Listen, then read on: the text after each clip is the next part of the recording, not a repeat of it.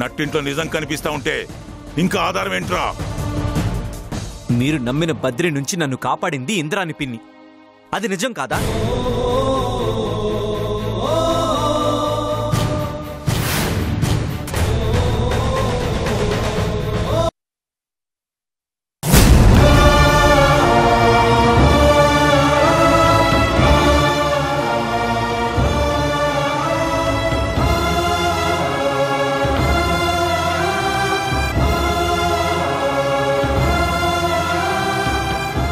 చెల్లెమ్మ,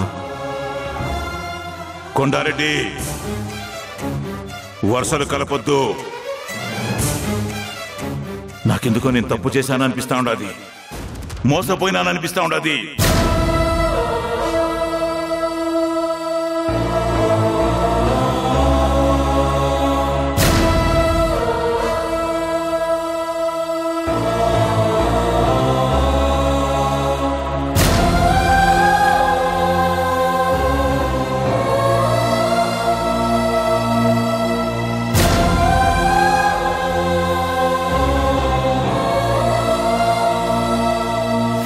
నాకెందుకు కీడు శంకిస్తా ఉండదు.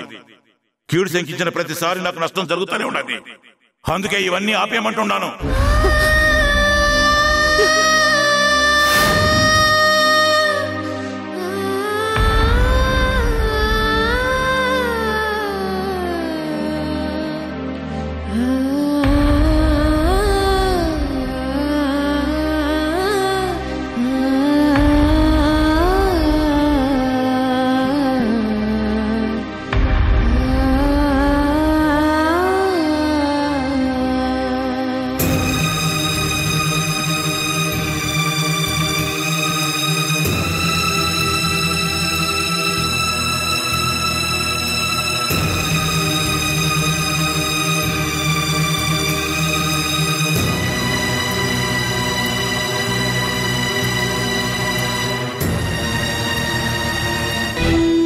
నువ్వైనా నాన్నని భోజనం చేయమని చెప్పొచ్చు కదా.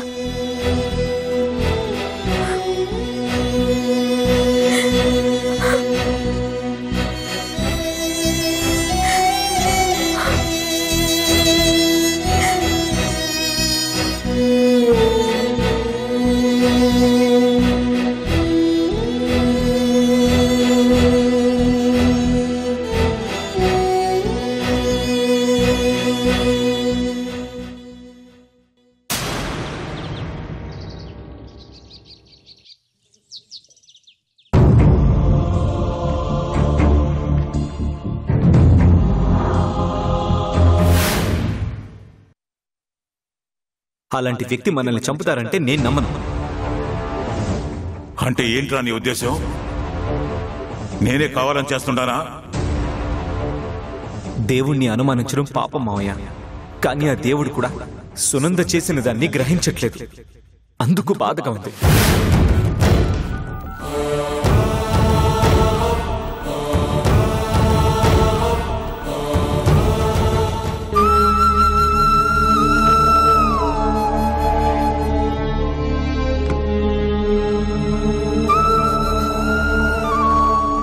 అమ్మా, భోజనం చేద్దుగాని రా అమ్మా.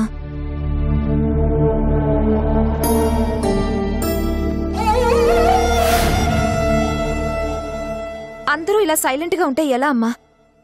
జరిగిందేదో జరిగిపోయింది. ప్లీజ్ అమ్మా, పద భోంచేద్దాం. జరిగిన గొడవ కంటే జరగాల్సిన పెళ్లి గురించి ఆలోచిస్తున్నానమ్మా. ఏది నిజమో ఏది అబద్ధమో,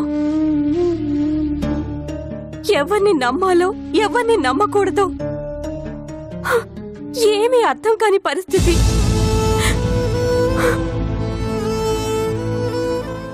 అలా అని అన్నం మీద అలగటం సరికాదమ్మా. నాన్న చూస్తే ఎవరితోనూ మాట్లాడట్లేదు. అసలు ఆ రూమ్ నుంచి బయటికే రావట్లేదు. మాట్లాడాలంటేనే భయంగా ఉందమ్మా.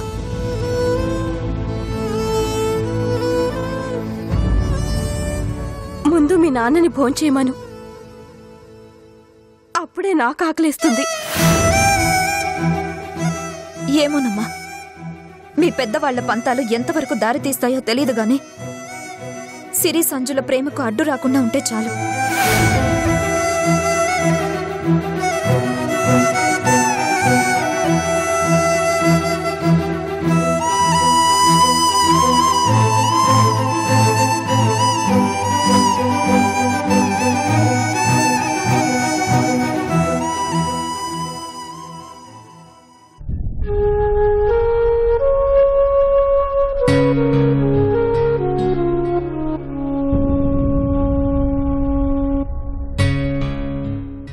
నాన్న,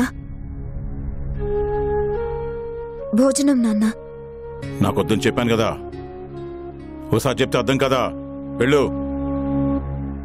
మీరు నిన్నటి నుంచి ఏమీ తినలేదు. ఇలా ఉంటే మీ ఆరోగ్యం పాడవుతుంది నాన్న. నా ఆరోగ్యం గురించి నాకు తెలుసు, మీరేం చెప్పనవసరం లేదు. వెళ్ళు. అది కాదు నాన్న. వెళ్ళమని చెప్తున్నాను కదా, వెళ్ళు.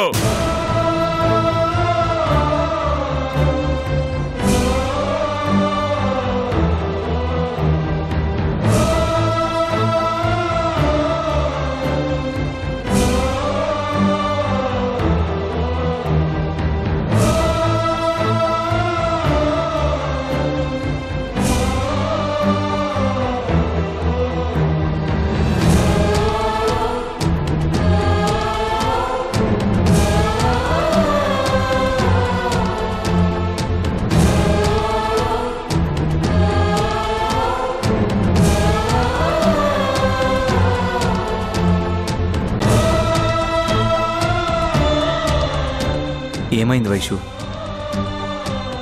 ఎందుకలా ఉన్నావు?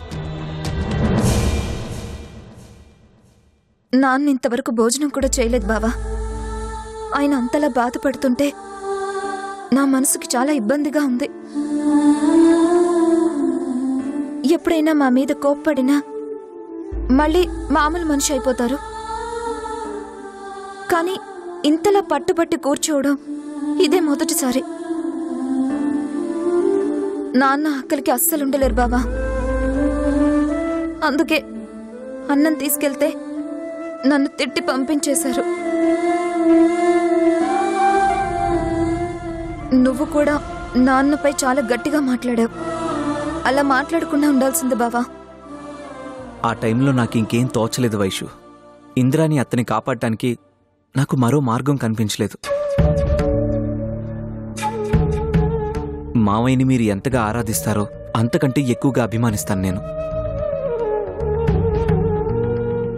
అలాంటి ఆయన్ని నేను మాత్రం కావాలని ఎందుకు ఎదిరిస్తాను?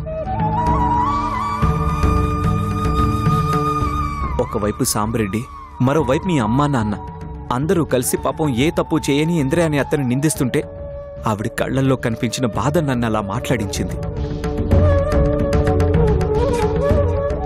ఈరోజని కాదు, ప్రతి విషయంలో పాపం ఆవిడ్ని అనుమానిస్తూ గతాన్ని తవ్వుతున్నారు.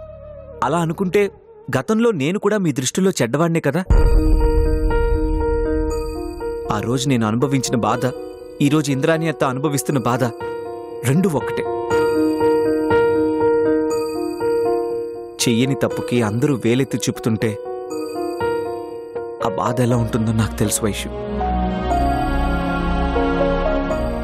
కేవలం సంజు సిరిల పెళ్లి కోసమే ఆవిడన్నీ వదులుకొని మన ఇంటికొచ్చింది. మనిషిలా మారింది. కాని మనమే పశువుల్లా ప్రవర్తిస్తున్నాం. నిజానిజాలేంటో తెలుసుకోకుండా ఎన్నో ఇబ్బందులకి గురిచేశాం. మొన్నటికి మొన్న ఏదో తాంబూలం పడేసిందంటూ మీ అమ్మ గొడవ చేసింది. నిన్న చూస్తే సాంబరెడ్డి, ఆ ముందు రోజు మీ నాన్న, అంతకు ముందు రోజు మీ చిన్నన్న. ఆవిడ మాత్రం ఎన్నిసార్లు తిట్లు తినాలి?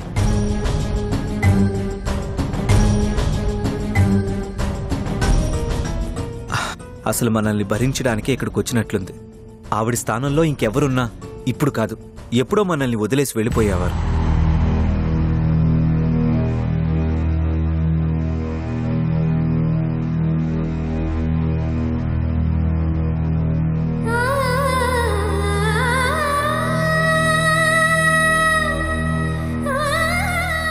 అన్నయ్య,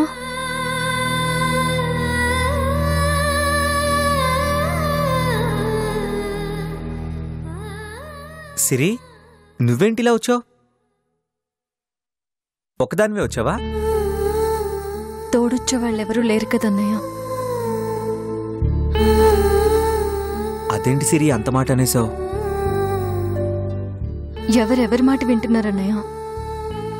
ఎవరి మాట వాళ్ళది, ఎవరి పంతాలు వాళ్ళవి. అసలు కూర్చుని మాట్లాడుకుంటే ఈ గొడవలేవి ఉండవు కదన్నయ్య. మామయ్య ఇంతవరకు ఎప్పుడూ అలా మాట్లాడలేదు. సిరి, నువ్వు ఈ గొడవలేం పట్టించుకోకమ్మా.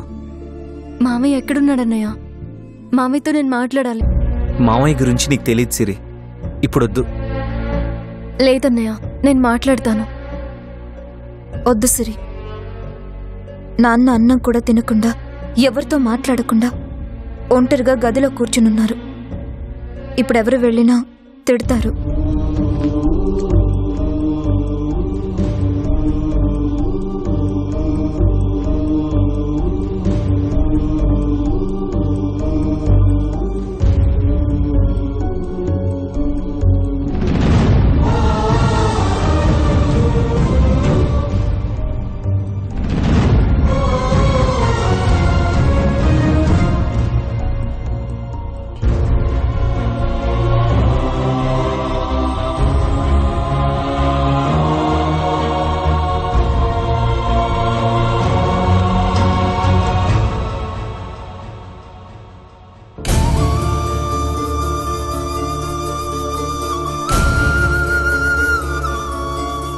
నన్నెవరూ కలవద్దని చెప్పినాను కదా.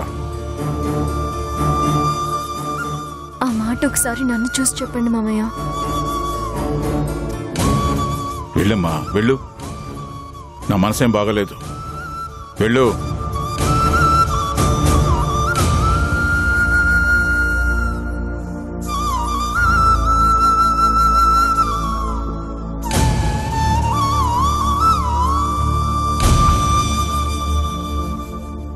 దానికి నేను కూడా కారణమే కదా మామయ్య.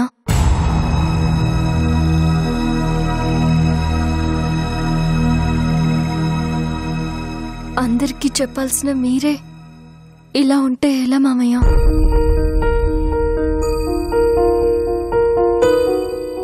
ఇంతవరకు కనీసం భోజనం కూడా చేయలేదంట. నేను చేశాను. చేయలేదని ఎవరు చెప్పారు నీకు? ఆ సంజుగాడు చెప్పినాడా ఏంది? వాడికి ఏం పని పట్టలేదు.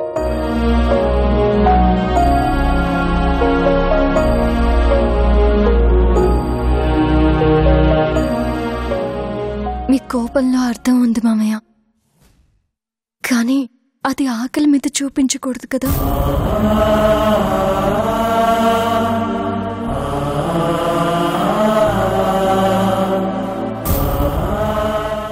మీరు అత్తని అనుమానించటం, వాళ్ళు బాధపడ్డం, ఆ తర్వాత మీరు బాధపడ్డం, ఇదంతా ఎందుకు మామయ్య? మా పెళ్లి వల్ల ఎన్ని సమస్యలు వస్తున్నాయంటే పెళ్ళి ఆపేస్తే సరిపోతుంది కదా.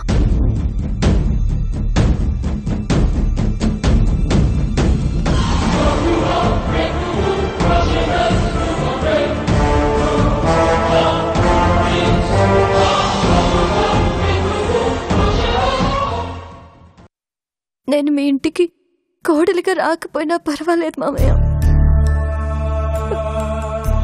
నేనెట్టు మీకు మేనకోడలే. మీరిలా అన్నం తినకుండా, ఇంట్లో ఎవరితో మాట్లాడకుండా ఇలా బాధపడుతూ ఉంటే నేను చూడలేను మామయ్య.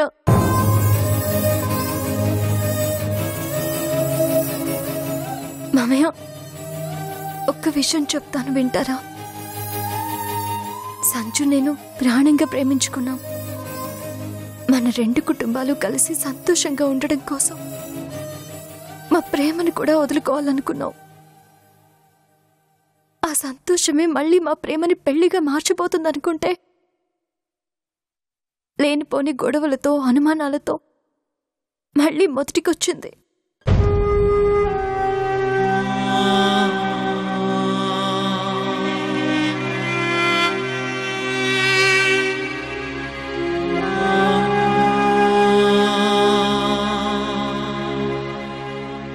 మా అమ్మ కన్నా, నాన్న కన్నా, మా అత్త కన్నా కూడా నాకు మీ మీదే నమ్మకం మామయ్య. మీరు మా పెళ్లి చేస్తారని ఎంతో ఆశపడ్డాను. కానీ మా పెళ్లి మళ్ళీ మీ మధ్య గొడవలకి దారి తీస్తుందంటే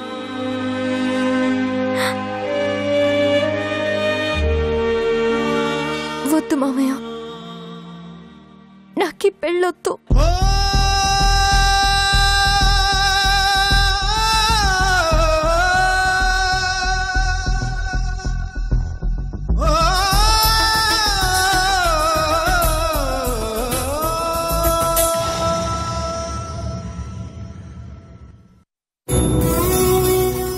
మిమ్మల్ని బాధ పెడుతూ మేము పెళ్లి చేసుకున్నా.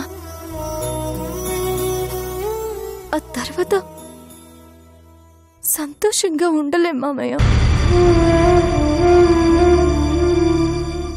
ఈ అనుమానాలు అపోహలు మధ్య మేము ఎక్కువ కాలం బతకలేం మామయ్య.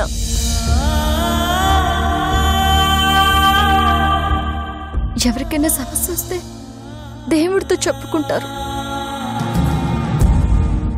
కానీ దేవుడు లాంటి మీరిలా బాధపడుతుంటే నేను ఇంకా ఎవరికి చెప్పుకోగలను మామయ్య?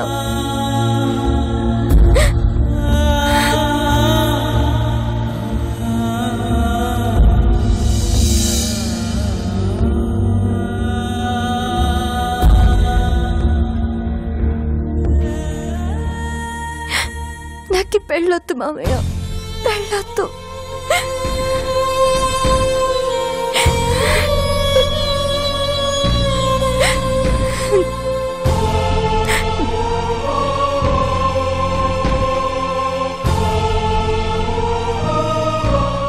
మా అందరి గురించి ఇంత గొప్పగా ఆలోచించావు చూడు. నీలాంటి మంచి మనసుకి ఏం కాకూడదనే బాధ తప్ప నాకు మరో ఉద్దేశం లేదమ్మా. మా పగలు ప్రతీకారాల మధ్య మీ ప్రేమలు బలవుతాయేమోనని ఎక్కడో ఒక మూల చిన్న భయం.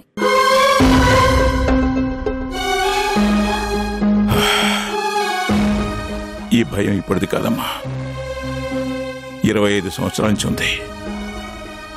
అయిన వాళ్లే నా వాళ్ళని చంపుతారనే భయం ఒక పక్క, నేను ఆవేశంలో అయిన వాళ్ళని చంపుతానేమోనన్న భయం మరో పక్క. ఇన్నాళ్లుగా నలిగిపోతూనే ఉన్నానమ్మా. అది మీ పెళ్లితో ఆగిపోతుందని ఆశపడ్డాను.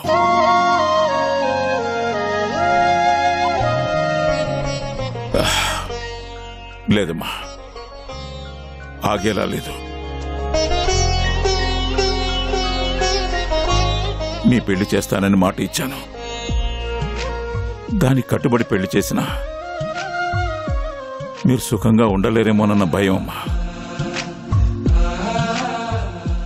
ఇది భయం కాదు మామయ్య, మీ గొప్పతనం. 10 మందిని ఆనందంగా ఉంచాలనే మీ మంచితనం.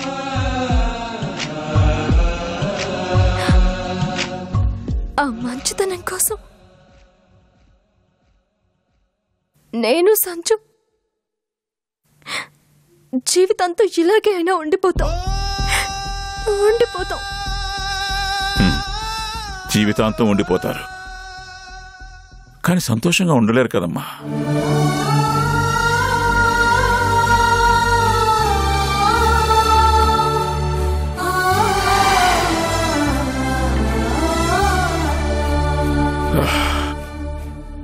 పెద్దవాళ్ల పగకి పిల్లల ప్రేమలు బలి కాకూడదు. అలాగని పెళ్లి చేయను లేను, ఇలా ఉంచను లేను.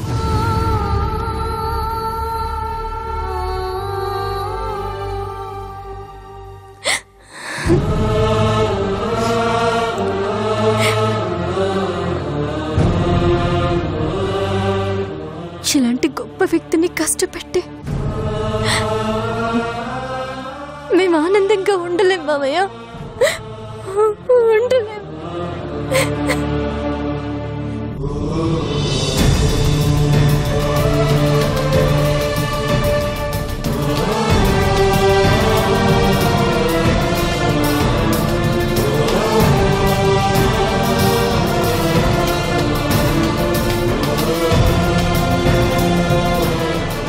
నిష్కల్మషంగా ప్రేమించుకున్నా ఇద్దరు మనసులను కలపలేని నేను గొప్ప వ్యక్తిని ఎలా అవుతానమ్మా?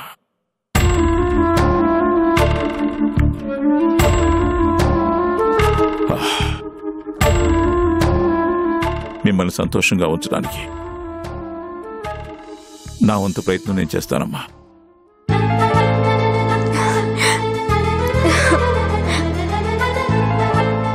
మామయ్య భోంచేయండి.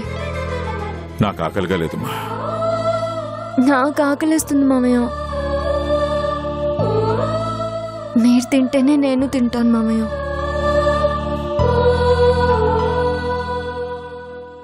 ప్లీజ్ మామయ్య.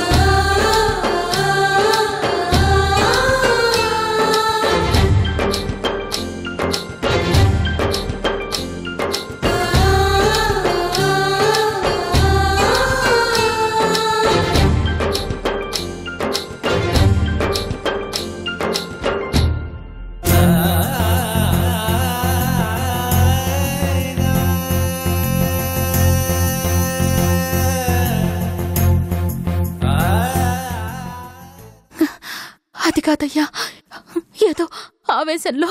నువ్వు మాట్లాడుకో. మీ అన్న కథను సర్ది చెప్పాలని ప్రయత్నించుకో. ఆవేశం అంట ఆవేశం. ఏ మాకు లేవా కోపాలు, మాకు లేవా ఆవేశాలు?